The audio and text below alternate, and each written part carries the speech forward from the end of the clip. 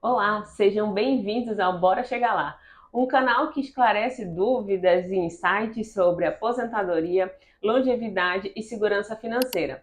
Meu nome é Luísa Porto, sou especialista em previdência e aqui a gente vai conversar sobre como se preparar para a aposentadoria.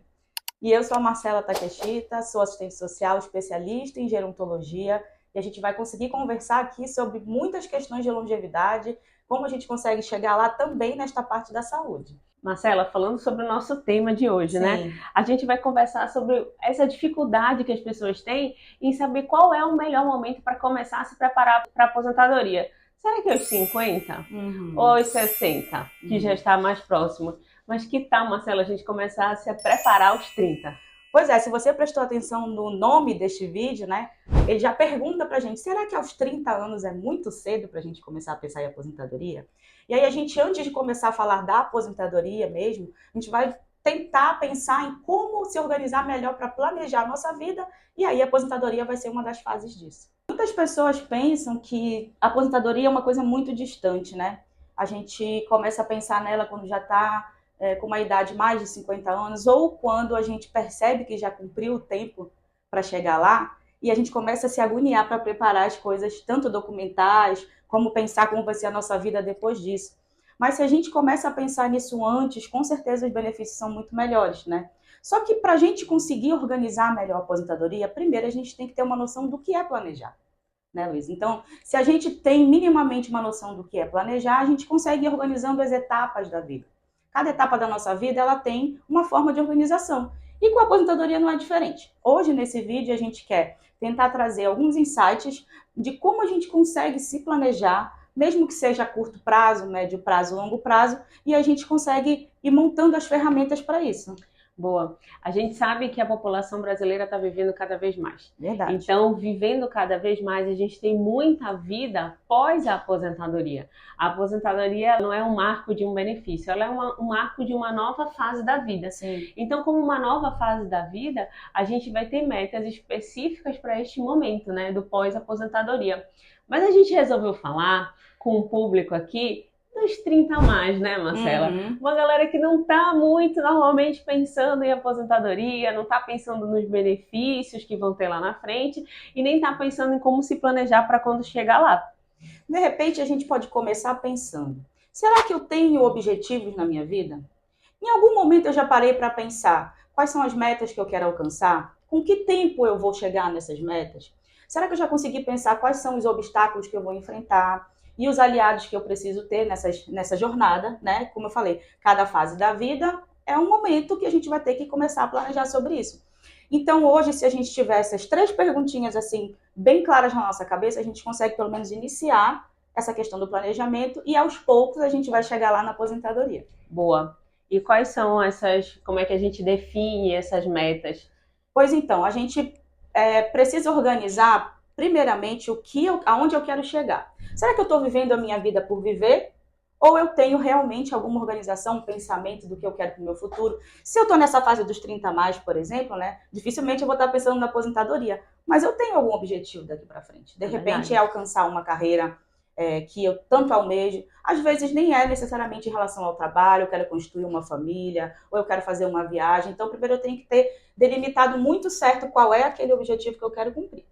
A partir de então, a gente vai traçando outras etapas. Primeiro, a gente tem que colocar quais são aquelas etapas de metas que a gente vai conseguir chegar para cumprir aquele objetivo. Né? Aí vamos tentar pensar num exemplo, né, Luísa? Então, a gente vai organizar as metas, depois a gente tem que ver com que tempo a gente vai cumprir aquilo, porque o tempo ele é interessantíssimo da gente conseguir determinar, na verdade ele é essencial. Porque se eu penso aqui, eu quero conseguir alcançar lá aquela minha carreira, passar no concurso público, mas será que se eu não traçar um tempo para chegar lá, não vou ficar sempre tentando? Vou ficar tentando e não consigo, de alguma forma, organizar o tempo. As metas sem organização de tempo, elas não são organizadas o suficiente para a gente alcançar. Tá? Depois que a gente pensa no tempo, a gente também tem que ver que no meio do caminho muita coisa pode acontecer. Sim. Não adianta eu colocar metas que eu não consigo alcançar, um tempo que eu não vou conseguir atingir, então tem que ser metas factíveis, aquelas metas que eu vou realmente conseguir. Então, se eu consigo dar mini passos, isso já é muito importante. Depois que eu consigo identificar esses obstáculos, eu também tenho que ver quem pode me ajudar, ou que recursos eu vou utilizar para que aquilo possa facilitar o meu caminho. Então, são metas com um tempo determinado em que a gente vai identificar os obstáculos e os aliados. Perfeito. Tu estás falando isso, me lembrou que ano passado eu coloquei como meta ler um livro por mês. Coloquei essa meta na vida. Só que eu sempre ficava colocando como obstáculo não ter tempo. Eu não tenho tempo para ler, porque eu só lia coisas relacionadas ao meu trabalho. Esse um livro por mês é de coisas aleatórias, Sim, que não são claro. relacionadas ao trabalho.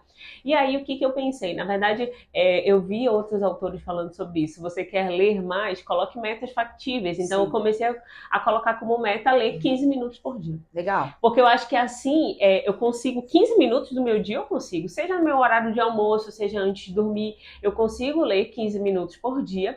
É uma meta factível, porque faz com que eu não me frustre, né, se eu não conseguir, porque normalmente eu vou conseguir. Até porque se eu tiver um dia que eu não conseguir 15 minutos para ler, no outro dia eu consigo ler 30. Sim. Né? Então, assim, eu acho que é muito do que tu estás falando, colocar metas factíveis, porque a gente sabe que quando tem algo que é planejado, organizado, com metas factíveis, é mais fácil da gente alcançar. É verdade, você falou dos 15 minutos, né? Existe uma ideia muito interessante que a gente pode abordar aqui, que é a questão dos mini hábitos.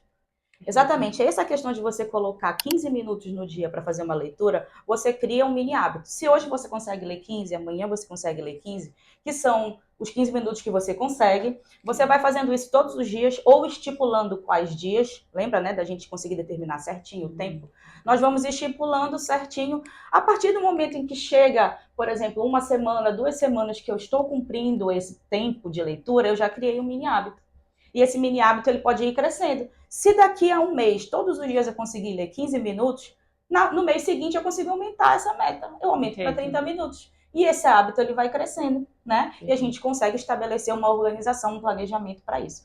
Então, tanto a questão da leitura quanto a questão do planejamento para outras atividades da vida, a gente pode começar com os mini hábitos. Sim. Eu vou te dizer, Luiz, uma outra coisa muito importante. Você precisa fazer uma festa quando você consegue realizar os seus objetivos. Comemore os seus objetivos realizados. Isso faz muita diferença. Desde os seus 15 minutos diários e uma grande conquista você também precisa comemorar. Sim, eu comemoro postando no Instagram o livro que eu li no mês. Maravilhoso. E ainda compartilha com as pessoas. Compartilha. Inclusive, falando em livro, vou aproveitar que a gente está falando de hábito, vou colocar aqui a indicação para a gente de leitura, que é O Poder do Hábito, que é um livro muito bom, que já fica aí de leitura. E aí traça um pouco essa questão das metas que a gente estava falando, né? Sim. Agora, Marcela, me diz uma coisa.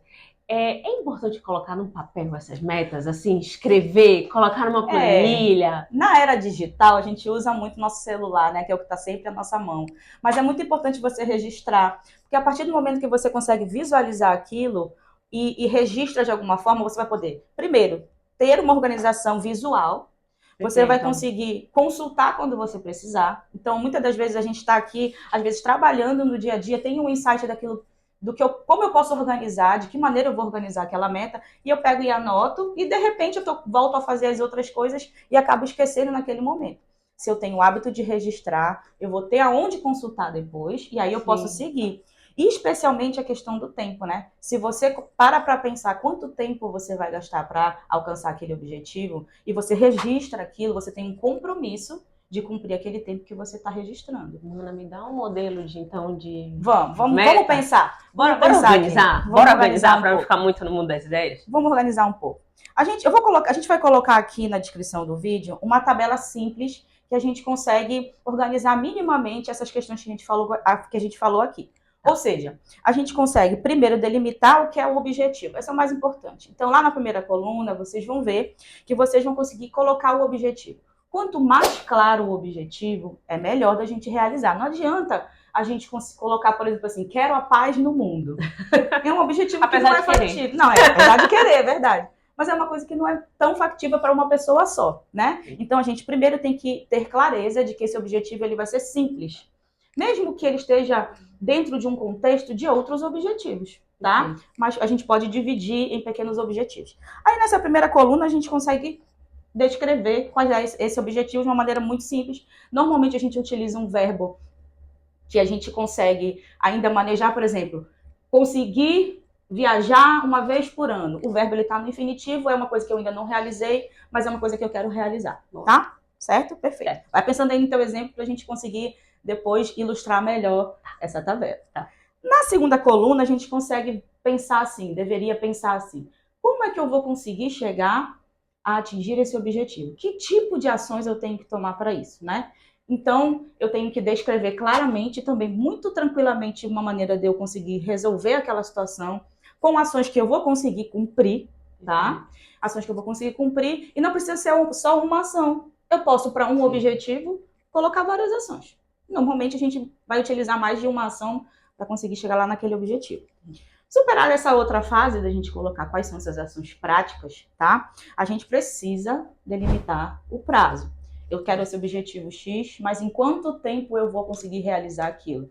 E aí a gente tem que sempre ter a clareza de que precisamos ser honestos com a gente mesmo, né? Realista, né? Precisa ser honesto, porque às vezes a gente sonha bastante e não consegue fazer com que aquilo funcione. Aí tu vai me perguntar, poxa, Marcelo, então tu tá dizendo que eu não posso sonhar alto. Não, tu pode sonhar, o céu é o limite. Mas a gente tem que organizar os nossos sonhos também. E normalmente um sonho alto tem etapas, né? E aí que é aquilo que eu tô falando. Um objetivo vai conseguindo suprir uma necessidade básica, depois ele vai aumentando e assim sucessivamente a gente alcança aquele sonho que a gente almeja. Tá, eu determinei o meu objetivo, as minhas ações práticas. Determinei meu prazo, que é, eu digo assim, dessa tabelinha, talvez o mais importante e mais difícil é a gente conseguir determinar um prazo para realizar essas ações, mas a gente vai conseguir. Depois a gente precisa, como tu falaste ainda há pouco, sobre os obstáculos. Eu tenho que ter clareza de que o meu obstáculo pode me atrapalhar, mas aí, em determinando esse obstáculo, eu consigo superá-lo. Né? Se eu não conhecer os obstáculos, eu não vou saber como superar. Aí você pode me perguntar, poxa, Marcela, mas eu estou aqui no caminho, eu não sei que obstáculo eu vou enfrentar. Gente, tem situações que a gente consegue antever algum obstáculo em situações específicas. Tem outras situações que não, e aí a gente vai ter que ir recalculando no meio do caminho para ver como a gente consegue superar. E já que a gente conseguiu superar, determinar os obstáculos, agora também a gente precisa determinar os nossos aliados.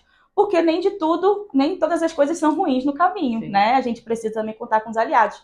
E os aliados, gente, não são necessariamente pessoas, tá? Os aliados podem ser recursos, pode ser um local, né? Pode ser até um mini hábito que você vai criar para conseguir alcançar aquele objetivo. Então, assim, esses 5 elementos, eles conseguem iniciar um processo de planejamento para qualquer coisa que seja, desde você conseguir criar o hábito de leitura até você conseguir realizar um objetivo que é maior.